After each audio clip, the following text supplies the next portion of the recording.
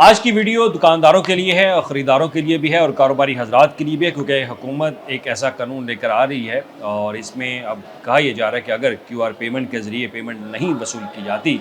तो इस पर सज़ा और जज़ा भी होगी। इस्लामाबाद में तो इसका बाकायदा नफाज जो है वो कर दिया गया है, लेकिन वफाकी हुकूमत ने पंजाब हुकूमत से रब्ता किया और पंजाब हुकूमत को कहा कि वो कैशलेस सूबे को बनाने के लिए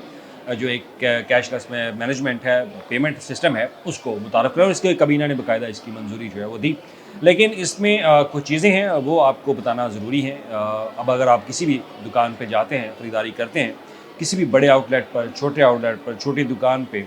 तो इवन कि छोटी सी छोटी चीज़ भी अगर आपने लेनी है तो उसके लिए क्यूआर पेमेंट जो है वो दुकानदार को रखना लाज़मी होगा। इसमें जो इसका पस मंज़र है, पस मंज़र ये कि वफाकी हुकूमत ने जैसे ही इसको इम्प्लीमेंट किया इस्लामाबाद के अंदर, तो फ़ौरी तौर पर रब्ता जो है वो सूबों से किया गया, पंजाब हुकूमत से भी रब्ता किया गया और पंजाब हुकूमत ने बाकायदा इस पर एक ब्रीफिंग जो है वो दी और इस पर एक इजलास भी होता है और इजलास जो है वो सूबाई वज़ीर ख़ज़ाना करते हैं। तो उस इजलास का जो खतखाल है वो आपके सामने रखूँगा और इसमें जो चीज़ें तय हुई, क्योंकि कबीना की तरफ से जो अप्रूवल दी गई उसमें सिर्फ सिंपल सी बात है कि एक कैश जो क्यूआर पेमेंट है उसको फ़ौरी तौर पर नाफिज़ अमल जो है वो लाया जाएगा सूबे के अंदर। लेकिन उसके TORs क्या होंगे, कैसे लाया जाएगा और उसमें अगर कोई दुकानदार या कोई भी कारोबारी हजरात अगर क्यूआर पेमेंट जो है वो अवेज़ा नहीं करते किसी भी दुकान के बाहर, तो उनके खिलाफ क्या कार्रवाई हो सकती है, तो उस पर आज हम बात करेंगे। तो इसमें सबसे पहले मीटिंग जो है वो 2 अक्टूबर 2025 को होती है और इसमें आला सतह इजलास जो है वो होता है। इसमें एक्सेप्टेंस क्यूआर एक्सेप्टेंस मैंडेट जो है इस पर बात की जाती है और इस कानून के ऊपर मरहलावार जो है बाकायदा इस पर बातचीत की भी गई और इस पर कुछ तजावीज़ जो है उनको निकाला भी गया और कुछ तजावीज़ जो है इसके अंदर शामिल भी की गई। और ये सिस्टम सिर्फ ये कि डिजिटल मुआशरत के ऊपर जो है बात की जाए। अगर देखा जाए तो पूरी दुनिया में क्यूआर पेमेंट के ऊपर जो है वो पेमेंट वसूल की जाती है और इसका काफ़ी अरसे से ये मामला जो है वो चल रहा है। तो अभी भी हमारे पंजाब के अंदर अगर देखा जाए तो मुख्तलिफ शॉप्स के अंदर क्यूआर पेमेंट जो है वो लगा बाकायदा रेस्टोरेंट्स की तरफ से, छोटी छोटी दुकानदारों की तरफ से बाकायदा वेज़ा कर दी गई, लेकिन उस पर कुछ इम्प्लीमेंट जो है वो इस तरह से नहीं हो रहा था क्योंकि कुछ ऐसी शॉप्स हैं, दुकानदार हैं, वो नहीं वसूल कर रहे। तो इस पर अब सबसे पहले बात कर लेते हैं कि जो कानून है जो कि फेडरल गवर्नमेंट की तरफ से पंजाब के सामने रखा गया और उसमें जो तरमीम की गई और उसमें जो दफ़ा A17 है उसके ऊपर बात करेंगे, जो कि payment system and electronic fund transfer के ऊपर है और इसी फैसले को मजबूत बनाती है और कहती है कि कानूनी हैसियत देने के लिए, यानी कि क्यूआर पेमेंट को कानूनी हैसियत देने के लिए इसमें अमेंडमेंट जो है वो ज़रूरी है। तो अमेंडमेंट उसमें कर दी गई है और जो नई शामिल की गई है दफ़ा वो उसमें एक्ट 17 है जो कि 2007 में था। तो उसमें मशीन भी है, आउटलेट भी है और इसके साथ ही मुख्तलिफ ऐसी जो ATM कोड वगैरह इस तरह की चीज़ें जो है उसमें शामिल, तो अब उसमें क्यूआर पेमेंट भी शामिल कर ली गई है और उससे ये होगा कि हर जो कारोबारी हजरात है उसको रजिस्टर्ड भी इसके साथ जो है वो किया जाएगा। अब बात कर लेते हैं कि अगर आपके दुकानदार हैं या कारोबारी हजरात हैं, अगर आप क्यूआर कोड नहीं अवेज़ा करते अपनी आउटलेट के ऊपर, अपनी दुकान के ऊपर, तो उससे होगा क्या, गवर्नमेंट क्या कर सकती है। तो उसमें जो शिक शामिल की गई है कि अगर कोई भी दुकानदार या कारोबारी हजरात किसी भी जगह पे वो अगर कोई चीज़ फ़रोख्त कर रहा है तो क्यूआर कोड अगर वो अवेज़ा नहीं करता तो उस पर 2 लाख रुपए तक जुर्माना जो है वो किया जा सकता है। और इसके साथ ही ये भी कहा गया कि अगर कोई ताजिर या कारोबारी शख्स इन हदायत पर अमल नहीं करता तो ये काबिल सज़ा जुर्म होगा कानून के मुताबिक और उसके खिलाफ कार्रवाई भी की जाएगी, 2 लाख रुपये जुर्माना भी किया जा सकता है और उसके साथ ही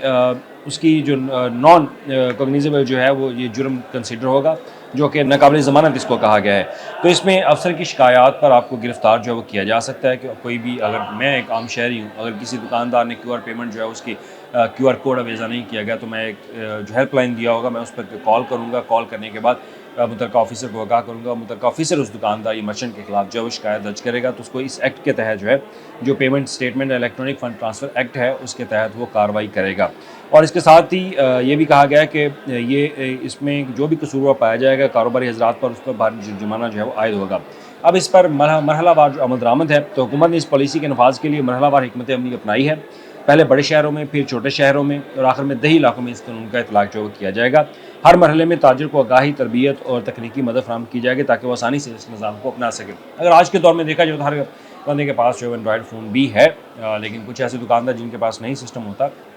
तो उनको तरबियत जो है वो दी जाएगी। सबसे पहले तो ये बड़े शहरों में, यानी कि अगर लाहौर की बात की जाए, मुल्तान की बात की जाए, फैसलाबाद, रावलपिंडी, गुजरांवाला, ये तो बड़े शहर हैं, वहाँ पर इसको इम्प्लीमेंट जो है फौरी तौर पर करवाया जाएगा और इसके लिए PRA को भी टास्क दिया जाएगा कि पंजाब रेवेन्यू अथॉरिटी जो है वो इस पर अमल दरामद करवाएगी और आपको QR कोड जो है वो लाजमी अवेज़ा करना होगा। अब इसकी बात कर लेते हैं कि इसमें गवर्नमेंट ने सहूलियात क्या दी हैं आपके लिए। तो हुकूमत इस अमल को सामने लाने के लिए कोई बेशतर इकदाम जो है वो करी, जैसे कि EKYC जो है पर एक स्टेटमेंट है वो है, और उसमें बगैर फ़ीस के बैंक अकाउंट की सहूलत होगी और रास्त ID से खुदकार जो है उसका इजरा होगा और QR कोड को प्रिंट या डिस्प्ले करने की सहूलत जो है वो गवर्नमेंट की तरफ से आपको दी जाएगी। और ताजिर हज़रात को ट्रेनिंग, मार्केट कैंप्स और हेल्पलाइंस के जरिए सहूलत भी दी जा सकती है ताकि वो बगैर किसी दिक्कत के डिजिटल निज़ाम में दाखिल हो सकें। अब इसके फ़वाइद बात कर लेते हैं कि QR कोड के इस्तेमाल से न सिर्फ सार्फिन को आसानी होगी बल्कि ताजरों को भी पैसों के लेन देन में शफाफियत, तेज़ी और तहफ़्फ़ुज़ जो है वो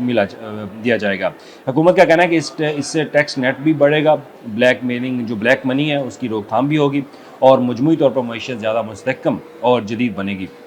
अब इसमें कुछ सवालात पैदा होते हैं कि छोटे दुकानदार भी होते हैं, अभी जो रेडी बान हैं उनके ऊपर क्या इसका इतलाक़ होगा। तो रेडी बाने के ऊपर अभी इस पर जो है वो इतलाक़ नहीं होगा, लेकिन अगर वो डिजिटल सिस्टम को समझते हैं तो वो QR कोड अवेज़ा कर सकते हैं। हम पूरी दुनिया में देखते हैं कि हर इवन के चाइना में अगर बात कर लीजिए तो चाइना में अगर कोई फ़कीर भी कोई कहीं पर नज़र आता, वैसे तो नज़र नहीं आता, अगर नज़र भी आ जाए तो उसने गले में QR कोड लटकाया होता है। जो चाइना गए हैं वो समझते हैं इस बात को कि वहाँ पे अगर QR कोड सिस्टम है, कितना स्ट्रॉन्ग QR कोड सिस्टम है वहाँ पे। तो छोटे दुकानदारों पे नहीं होगा, लेकिन अगर वो खुद से करना चाहते हैं तो वो QR कोड अवेज़ा कर लेंगे और उस पर वो पेमेंट जो है वसूल की जा सकती है। और अगर इसमें आपकी कोई राय या कोई सवाल पूछना चाहते हो तो आप ज़रूर पूछिएगा, अपनी राय ज़रूर दीजिएगा कि ये मईशत को मजबूत करने के लिए हुकूमत का कैसा इकदाम है। लेकिन एक बात ज़हन में रखें, QR कोड आपको लाजमी अवेज़ा करना होगा अपनी दुकान के ऊपर, अपने आउटलेट्स के ऊपर, जहाँ भी हो। अगर आपके पास पेट्रोल पंप भी है, पेट्रोल पंप के ऊपर भी आपको QR कोड अवेज़ा करना होगा, वहाँ पर भी आपको कैशलेस पेमेंट जो है वो रिसीव करनी होगी। हर जहाँ पे भी खरीदो फरोख्त हो रही है, जहाँ पे भी कंज्यूमर सर्विसेज प्रोवाइड की जा रही है, वहाँ पर QR कोड का अवेज़ा होना लाजमी है। अगर आप नहीं करेंगे तो हुकूमत आपके खिलाफ एक्शन लेगी और 2 लाख रुपए का जुर्माना फिर आपके लिए तैयार है।